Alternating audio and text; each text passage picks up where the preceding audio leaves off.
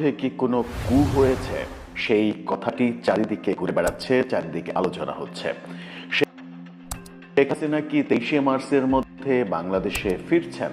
26শে March মহান স্বাধীনতা দিবস তিনি পালন করবেন বাংলাদেশে, সেই ঘটনা কি ঘটতে যাচ্ছে? এই কথাটা চারিদিকে ঘুরছে, চারিদিকে আলোচনা হচ্ছে। বিভিন্ন ইউটিউবার এগুলো নিয়ে কন্টেন্টও তৈরি করছেন।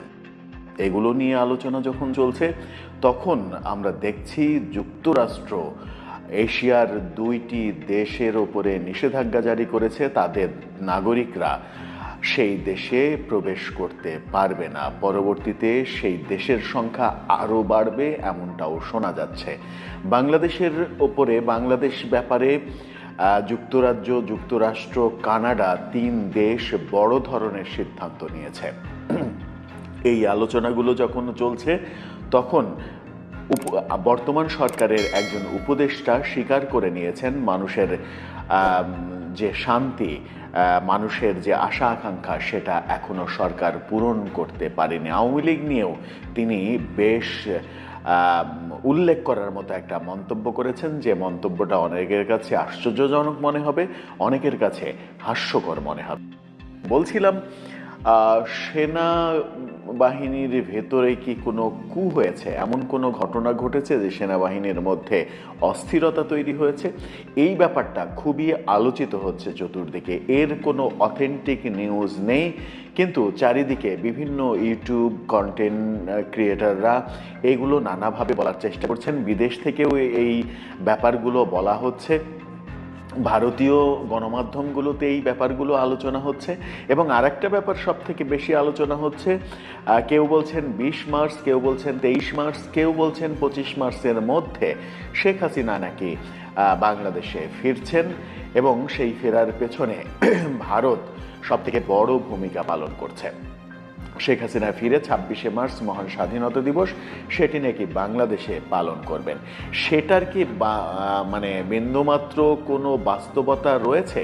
এই আলোচনাটা কেন তৈরি হলো, এই আলোচনার পেছনে কারণ কি, গুঞ্জনের কারণটা কি, সেটা খুবই গুরুত্বপূর্ণ ব্যাপার। এই আলোচনাটা মূলত বেশিরভাগ অর্থেই তৈরি হয়েছে ভারত থেকে, ভারতীয় মিডিয়া থেকে, এবং ভারতীয় নিরাপত্তা সংস্থার নানা রকম সোর্স দিয়ে বিভিন্ন সাংবাদিক নানা রকমের কথা বলার চেষ্টা করছেন। বিদেশ থেকে একজন ইউটিউবার তিনিও নির্দিষ্ট করে বলার চেষ্টা করেছেন, তারিখ না বলে 26শে মার্চের আগে কোনো একটা দিন শেখ হাসিনা বাংলাদেশে ফিরছেন। কিন্তু এই দুটো ঘটনারই, শেখ হাসিনা ফিরছেন এবং সেনাবাহিনীর মধ্যে কু, এই দুটো ঘটনারই কোনো অথেন্টিক নিউজ এখন পর্যন্ত পাওয়া যাচ্ছে না। কিন্তু যেহেতু আলোচনা হচ্ছে, সেহেতু এর পেছনে কোনো বাস্তবতা আছে কিনা সেটা ভাববার বিষয়। কারণ এটাকে একেবারে যদি আপনি উড়িয়ে দেন, সেটাও বুদ্ধিমানের কাজ হবে কিনা সেই ভাবনাটাও ভাবতে হবে। চলুন অন্য আলোচনায় যাই। সম্প্রতি আফগানিস্তান এবং পাকিস্তান, এশিয়ার এই দুই দেশের উপরে যুক্তরাষ্ট্র নিষেধাজ্ঞা জারির পথে রয়েছে। তাদের সিদ্ধান্ত হয়ে গেছে, তারা শুধু সেটা ঘোষণা করবে। তাদের অভ্যন্তরীণ সিদ্ধান্ত হয়েছে এশিয়ার আপাতত 2 দেশ, পরবর্তী দেশকে তৃতীয় যদি দেশ হয় সেই দেশটা বাংলাদেশ কিনা, সেই ভাবনা কিন্তু আমাদের মগজের মধ্যে এখনই ঢোকাতে হবে। কি করেছে, কি নিষেধাজ্ঞা দিয়েছে? পাকিস্তান এবং আফগানিস্তানের কোনো নাগরিক যুক্তরাজ্য ভ্রমণ করতে পারবে না, যুক্তরাষ্ট্রে প্রবেশ করতে পারবে না। যুক্তরাষ্ট্রের কথা বলছি, আমেরিকার কথা বলছি। আমেরিকাতে তারা কেউ প্রবেশ করতে পারবে না। আমেরিকার সঙ্গে বাংলাদেশের বর্তমান যে সম্পর্ক, সেখানে তৃতীয় দেশ হিসেবে বাংলাদেশের নাম যদি চলে আসে, তাহলে কি অবাক হওয়ার কিছু থাকবে? আমার মনে হয় যে অবাক হওয়ার কিছু থাকবে না। আর একটা খবর যদি আমরা দেখি, সেই খবরের ভিত্তিতেই অবাক হওয়ার কিছু থাকবে না।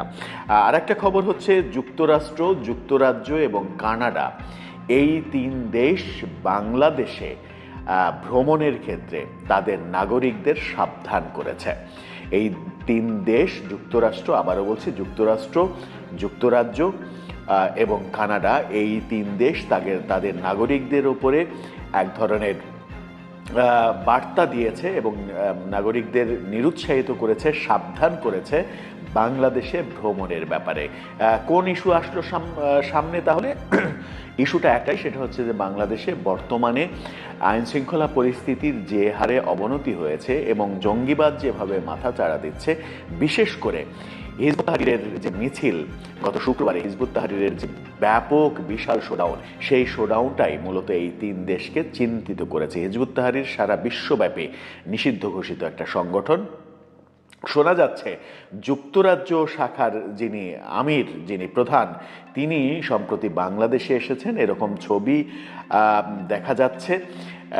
তিনি বাংলাদেশে এসে, তার নাম দেলোয়ার হোসেন, দিল্লি হোসেন নামে তিনি সামাজিক যোগাযোগ মাধ্যমে অ্যাক্টিভিটিস করেন এবং তিনি এসে প্রধান উপদেষ্টার প্রেস সচিব শফিকুল ইসলাম, তার সঙ্গে দেখা করেছেন, ছবি তুলেছেন।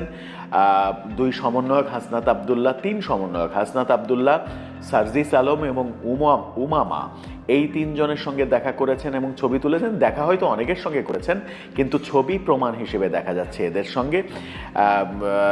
এই তিনজনের সঙ্গে, তিন সমন্বয়কের সঙ্গে দেখা করেছেন, জামাতের আমিরের সঙ্গে দেখা করেছেন, ছবি তুলেছেন এবং ব্র্যাক বিশ্ববিদ্যালয়ের সেই বিতর্কিত শিক্ষক, তার সঙ্গে দেখা করেছেন। এরকম বেশ কিছু ছবি কিন্তু গণমাধ্যমে, সামাজিক যোগাযোগ মাধ্যমে চলে এসেছে। গণমাধ্যমেও খবর হয়েছে এই ব্যাপারটা নিয়ে। দিল্লি হোসেন, তিনি যুক্তরাজ্যের হিজবুত তাহরীরের প্রধান, তিনি বাংলাদেশে অবস্থান করছেন। 5 আগস্টের পট পরিবর্তনের পরে তিনি এদেশে এসেছেন।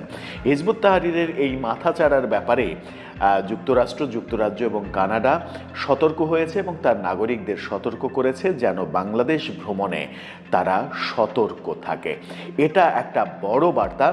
এটা যদি নিষেধাজ্ঞা ব্যাপারে চলে যায় তাহলে অবাক হওয়ার কিছু থাকবে না যে বাংলাদেশে প্রবেশের ক্ষেত্রে তাদের নাগরিকদের নিষেধাজ্ঞা দেওয়া কিংবা কূটনৈতিক সম্পর্কের ক্ষেত্রে বিধিনিষেধ তৈরি করা, হাই কমিশন তুলে নেওয়া, এই ব্যাপারগুলো যদি ঘটে যায় তাহলে বাংলাদেশের জন্য বড় বিপদ অপেক্ষা করছে। এদিকে আজকে বাংলাদেশে আমরা দেখলাম প্রধান উপদেষ্টা ডক্টর মোহাম্মদ ইউনূসের সহকারী, বিশেষ সহকারী প্রফেসর এম আমিনুল ইসলাম, তিনি পদত্যাগ করলেন।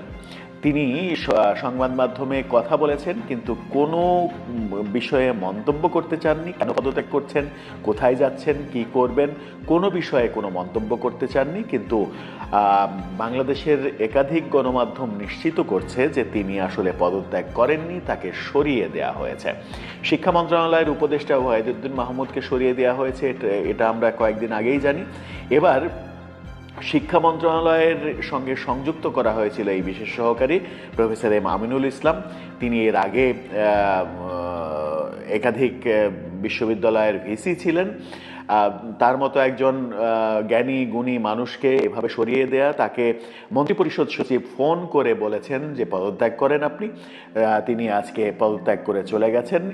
সরকার কেন তাকে সরিয়ে দিল এই রহস্য উন্মোচন হচ্ছে না। সরকারের প্রধান উপদেষ্টার প্রেস সচিব তিনিও অস্বীকার করেছেন। তিনি বলেছেন যে বিশেষ সহকারীর পদত্যাগের কারণ তার জানা নেই।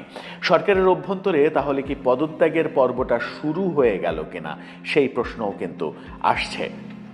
এদিকে একজন উপদেষ্টা আসিফ মাহমুদ, তিনি স্বীকার করেছেন ইত্তেফাকের সঙ্গে সাক্ষাৎকারে, তিনি স্বীকার করেছেন মানুষের আশা আকাঙ্ক্ষা পূরণ করতে পারেনি সরকার। মানুষ যে আশা করেছিল, জুলাই বিপ্লব পরবর্তী মানুষের যে আকাঙ্ক্ষা, সেই আশা আকাঙ্ক্ষা সরকার পূরণ করতে পারেনি। এবং তিনি একটা হাস্যকর মন্তব্য করেছেন, আওয়ামী লীগ নির্বাচনে অংশগ্রহণ করতে পারবে কি না সেই ব্যাপারে তিনি বিচারের প্রসঙ্গ এনেছেন। এবং তিনি খুব ভালোভাবে জানেন যে এই বছরের মধ্যে আওয়ামী লীগের যারা দোষী হিসেবে বলা হচ্ছে তাদের বিচার করা সম্ভব নয়। তাই তিনি আদালতের ব্যাপারে আগ বাড়িয়ে একটা মন্তব্য করে রাখলেন। তিনি বললেন যে বিচার শেষ হওয়ার আগে আশা করি ট্রাইব্যুনাল কিংবা আদালত এই ব্যাপারে আওয়ামী লীগ বিষয়ে একটা মতামত দিতে পারে, তাদের যে অবজারভেশন সেই অবজারভেশন বলতে পারে। অর্থাৎ আদালত থেকে একটা অগ্রিম মতামত নেবে সরকার যে বিচার শেষ হতে দেরি আছে। আমরা আদালত মনে করি যে আওয়ামী লীগকে নিষিদ্ধ করা উচিত কিংবা আওয়ামী লীগের নির্বাচন করতে দেওয়া উচিত না। আদালতের সেই মতামত নিয়ে সরকার আওয়ামী লীগের বিরুদ্ধে নেগেটিভ সিদ্ধান্ত নেবে, সেই পথেই বোধহয় সরকার যাচ্ছে, যেটা আসিফ মাহমুদ হয়তো মনের ভুলে কিংবা মুখ ফসকে বলে ফেলেছেন। আদালতের এই অগ্রিম মন্তব্য, বিচার শেষ কোনো বিচার শেষ হওয়ার আগে আদালত কি অগ্রিম মন্তব্য করতে পারে, কিংবা আদালতের অগ্রিম মন্তব্যের ভিত্তিতে একটা বিচার চলমান একটা ব্যাপারে সরকার কি সিদ্ধান্ত নিতে পারে? কখনোই পারে না। কিন্তু সরকার সেই ভাবনাও যে ভাবছে আসিফ মাহমুদের কথাই স্পষ্ট হয়ে গেছে।